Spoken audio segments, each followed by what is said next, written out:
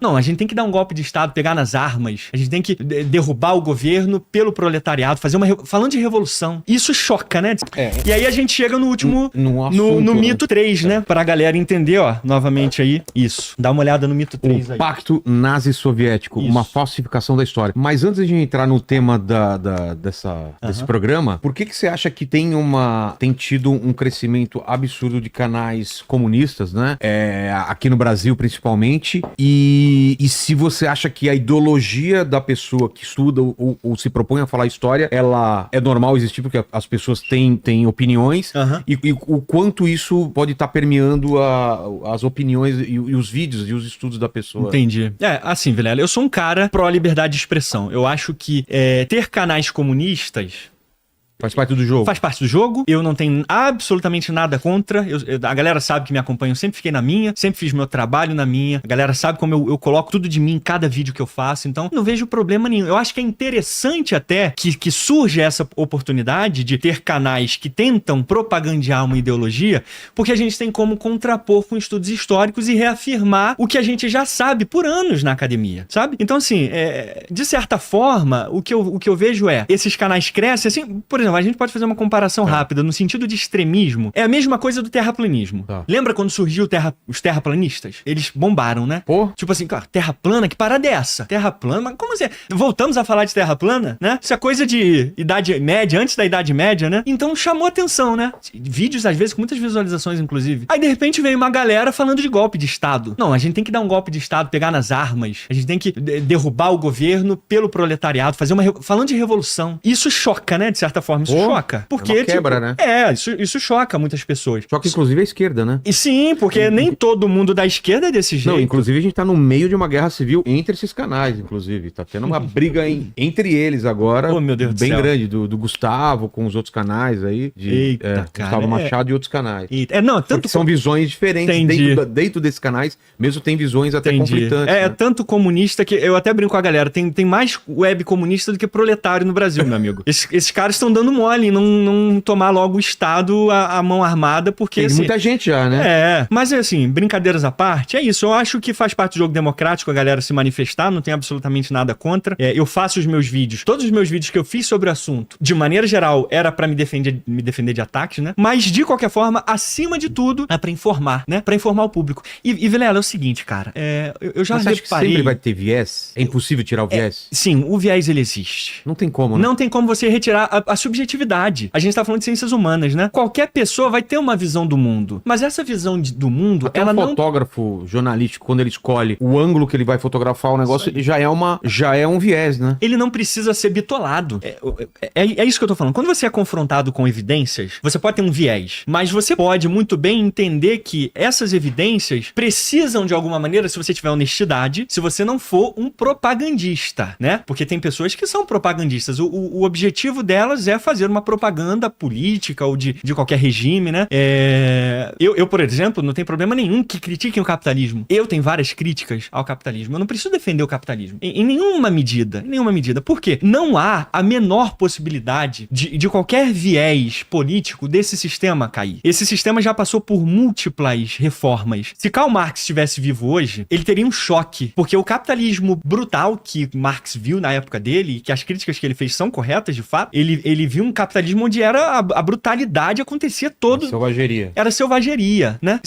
Eu acho que ele nunca imaginaria que hoje o trabalhador tivesse acesso a tantas coisas, né? Acesso a processar seu patrão, né? A ter bens que nunca ninguém jamais pensou naquela época em ter, né? Fazer greve e não ser preso por isso, né? Enfim, uma série de patrões sendo obrigados a indenizar seus funcionários. É claro que tem muita coisa que precisa ser corrigida e eu sou um cara que é isso.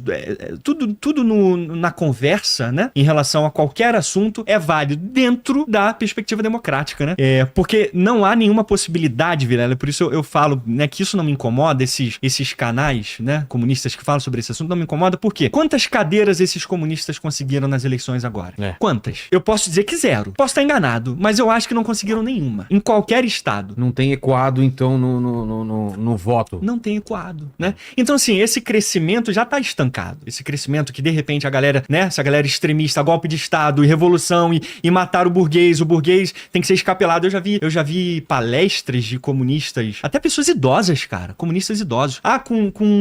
Com conservador, a gente não tem que conversar, não. Com conservador, é no fuzil. Pendurar em um poste, escalpelar, e coisas do tipo, né? Então isso é risível, isso é até risível, né? Porque se você vê a quantidade de testosterona que emana desses web comunistas, é assustador mesmo você imaginar uma revolução feita por esses caras, né? Então, assim, eu acho que no fundo o povo brasileiro encara isso como sendo um teatro, né? Eu acho que tem um interesse genuíno de, deixa eu ver qual é a parada, mas não se sustenta. No final vê que, tipo, porque é político. No final... sim, tudo é político. No final é política. Claro. No final sai o conservador, sai o capitalista, vai entrar um comunista que é corrupto, que vai fazer uma desgraça na vida das pessoas. É só olhar a história. Se você olhar a história, o meu livro ele ajuda muito nesse sentido. Se você olhar a história, você vai ver a quantidade de resistência e de brutalidade que foi feita. Então o povo não vê milagres acontecendo, de repente vai virar uma chave e o sistema vai melhorar. Não. Então, eu diria que o povo tem muito mais ódio de político do que do patrão, cara. Sim. Você concorda com isso? O que você acha disso? Concordo.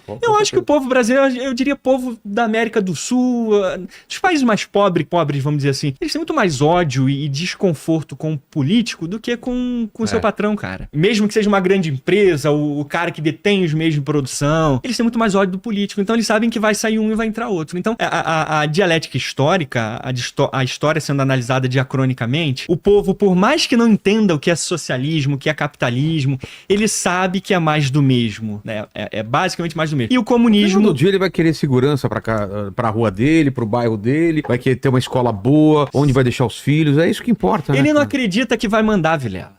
O trabalhador não acredita que em algum momento da história ele vai mandar em qualquer coisa. Ele acredita, é por isso que nas eleições aqui o Marçal teve esse crescimento absurdo. Porque o que ele acredita é que, já que o governo não tá nem aí pra mim, eu vou eu mesmo empreender. Quero vender minhas paradinhas, eu quero controlar minha grana, eu quero eu mesmo pegar essa grana e eu quero decidir o que fazer com ela. Não quero que o governo fique mordendo minha grana e falando, você não pode isso, você tem que pagar isso, pagar esse... Então isso é um movimento que já tá acontecendo e a esquerda não tá se ligando, cara. Não tá ouvindo a voz da rua. Você vê o crescimento, isso é engraçado, você vê o crescimento da tal da extrema esquerda na Europa?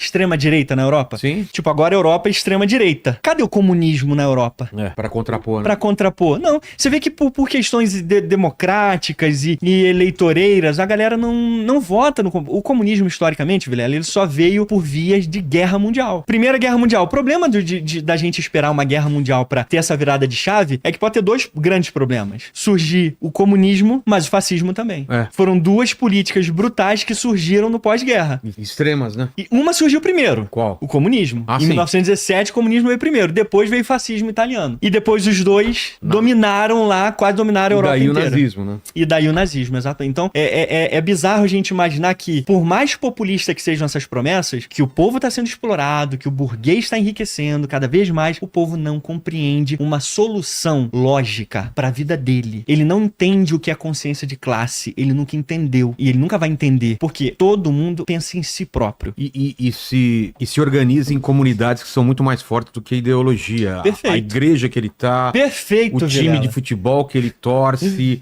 Sei lá, a turma do bairro dele. Essas coisas, esses laços familiares e de amizade são muito mais fortes do que uma ideologia que alguém lá tá gritando em cima. O político falou, vocês têm que se organizar. Eu sou o cara que vai te levar pra cá ou pra lá. Perfeito, e não dá. Vilela. Perfeita a tua análise, cara. Essa análise que você fez, eu citei no livro, tem a professora Sheila Fitzpatrick, ela é uma grande sovietóloga também. Ela escreveu um artigo especializado sobre esse assunto, designando classes. Como que os bolcheviques é que determinavam o que era consciência de classe.